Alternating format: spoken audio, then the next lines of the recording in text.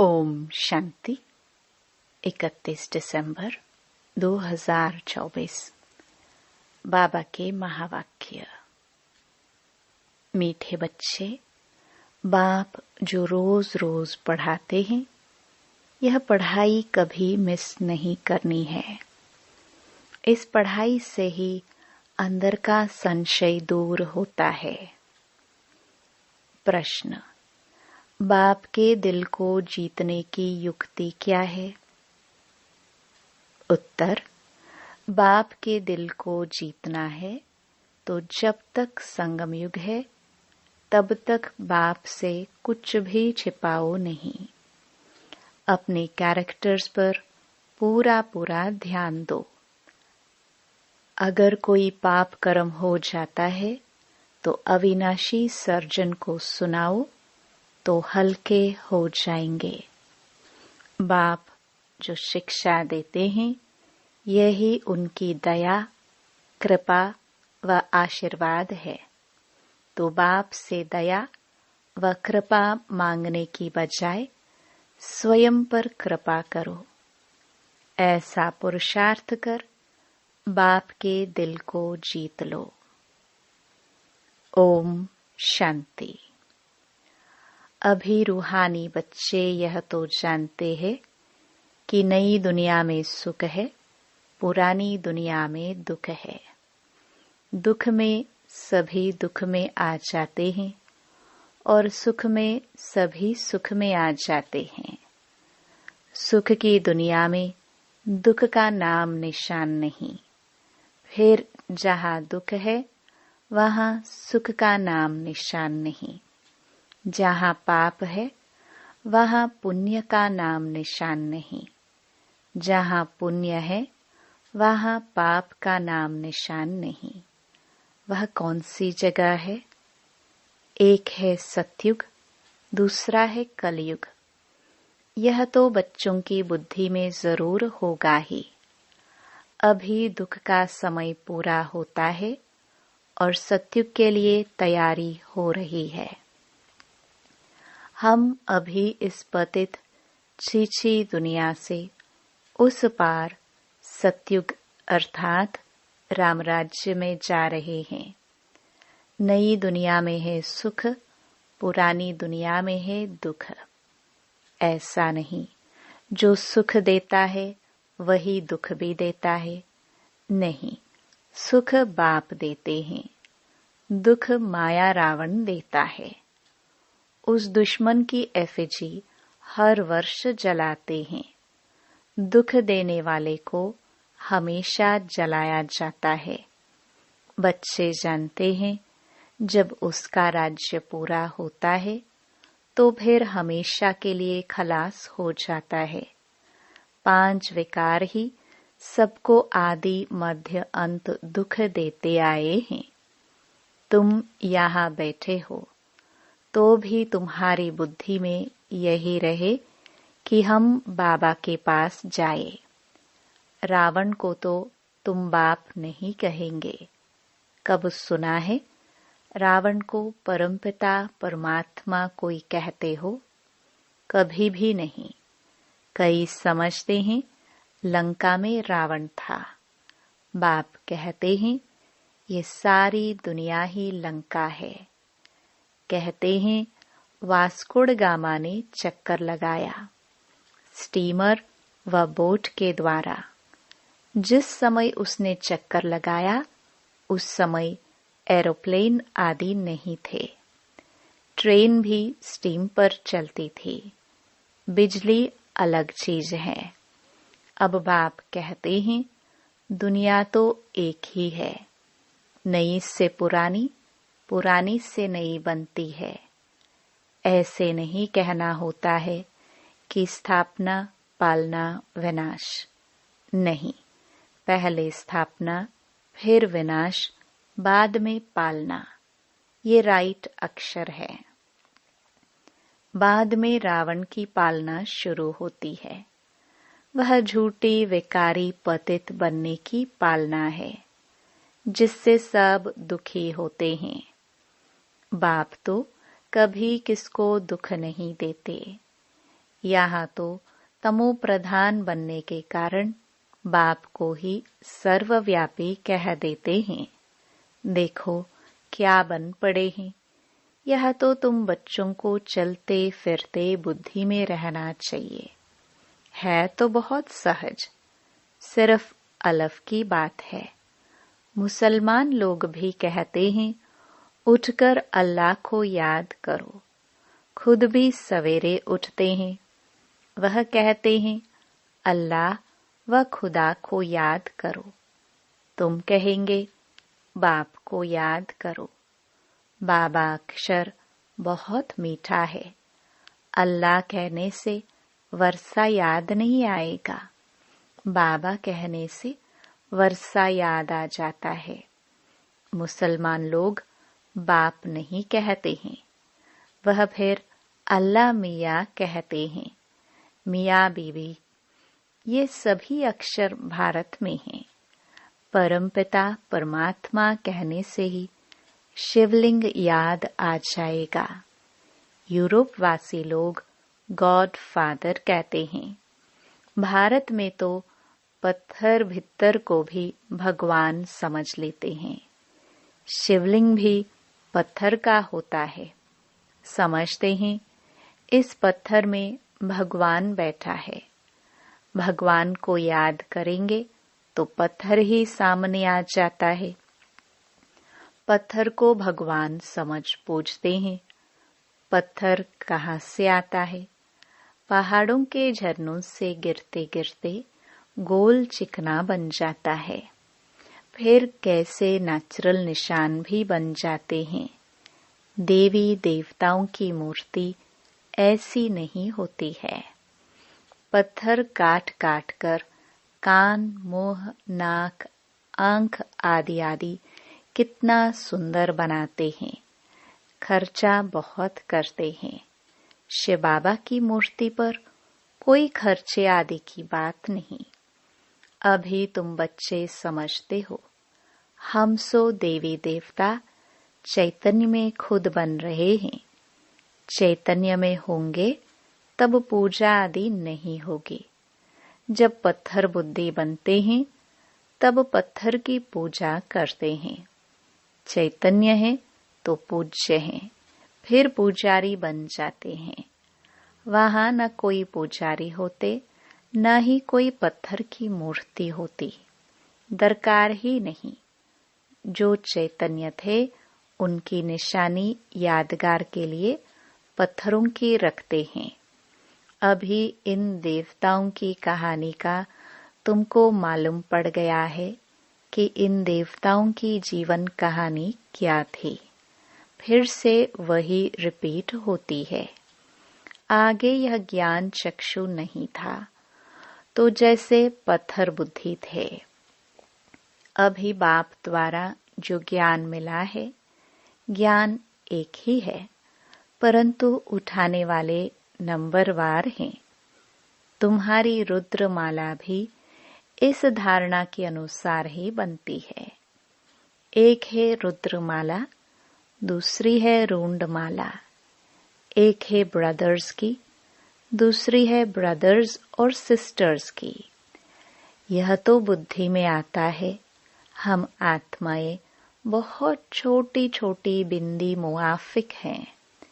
गायन भी है, भ्रुकुटी के बीच चमकता है अजब सितारा। अभी तुम समझते हो हम आत्मा चैतन्य हैं, एक छोटे सितारे मिसल हैं। फिर जब गर्भ में आते हैं तो पहले कितना छोटा पिंड होता है, फिर कितना बड़ा हो जाता है। वही आत्मा अपने शरीर द्वारा अविनाशी पाठ बजाती रहती है। इस शरीर को ही फिर सब याद करने लग पड़ते हैं। यह शरीर ही अच्छा बुरा होने के कारण सबको आकर्षित करता है। सतयुग में ऐसे नहीं कहेंगे कि आत्म अभिमानी बनो, अपने को आत्मा समझो। यह ज्ञान तुम्हें अभी ही मिलता है, क्योंकि तुम जानते हो अभी आत्मा पतित बन पड़ी है। पतित होने कारण जो काम करती है वह सभी उल्टा हो जाता है। बाप सुलटा काम कराते, माया उल्टा काम कराती है। सबसे उल्टा काम है बाप को सर्वव्यापी कहना।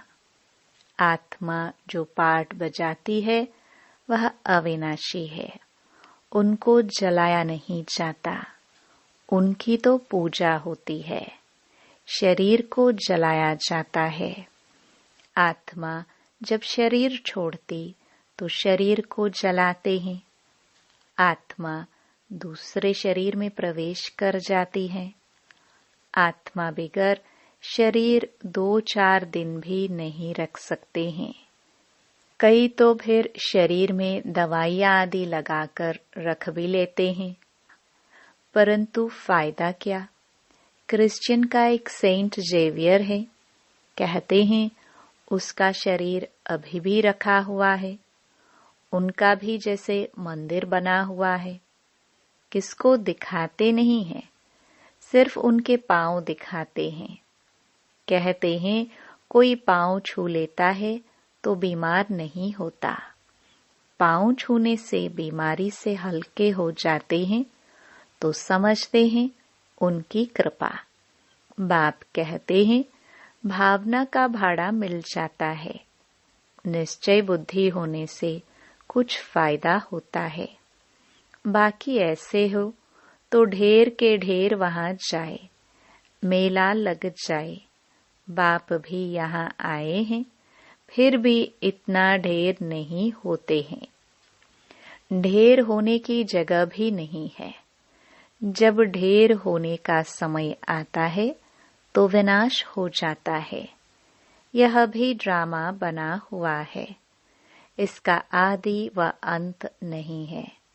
हाँ, झाड़ की जड़जड़ीभूत अवस्था होती है, अर्थात तमो प्रधान बन जाते हैं। तब यह झाड़ चेंज होता है। कितना यह बेहद का बड़ा झाड़ है। पहले वह आएंगे जिनको पहले नंबर में जाना है। नंबरवार आएंगे ना। सभी सूर्यवंशी तो इकट्ठे नहीं आएंगे। चंद्रवंशी भी सभी इकट्ठे नहीं आते। नंबरवार मालानुसार ही आएंगे। पाटधारी सभी इकट्ठे कैसे आएंगे। खेल ही बिगड़ जाए। यह खेल बड़ा एक्यूरेट बना हुआ है। इसमें कोई चेंज हो नहीं सकती। मीठे मीठे बच्चे जब यहाँ बैठते हो तो बुद्धि में यही याद रहना चाहिए। और सत्संगों में तो और बातें बुद्धि में आती है। यह तो एक ही पढ़ाई है जिससे तुम्हारी कमाई होती है। उन शास्त्रों आदि को पढ़ने से कमाई नहीं होती। हाँ, कुछ न कुछ गुण अच्छे होते हैं। ग्रंथ पढ़ने बैठते हैं तो ऐसे नहीं सभी निर्विकारी होते हैं।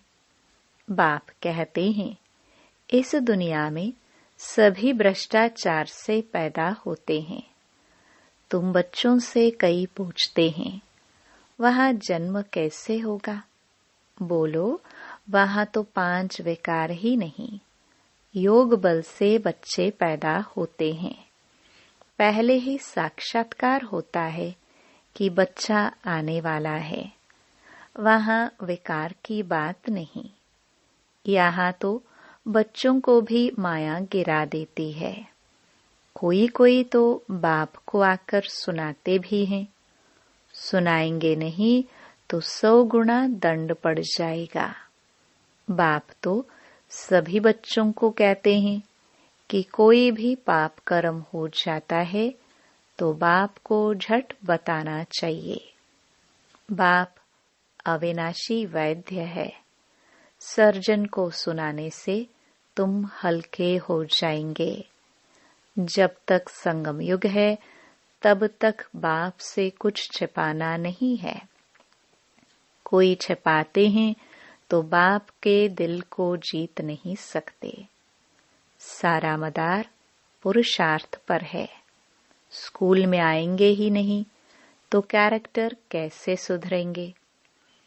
इस समय सबके कैरेक्टर्स खराब है। विकार ही पहले नंबर का खराब कैरेक्टर्स है। इसलिए बाप कहते हैं, बच्चों, काम विकार तुम्हारा महाशत्रु है। आगे भी यह गीता का ज्ञान सुना था तो ये सभी बातें समझ में नहीं आती थी। अब बाप डायरेक्ट गीता सुनाते हैं।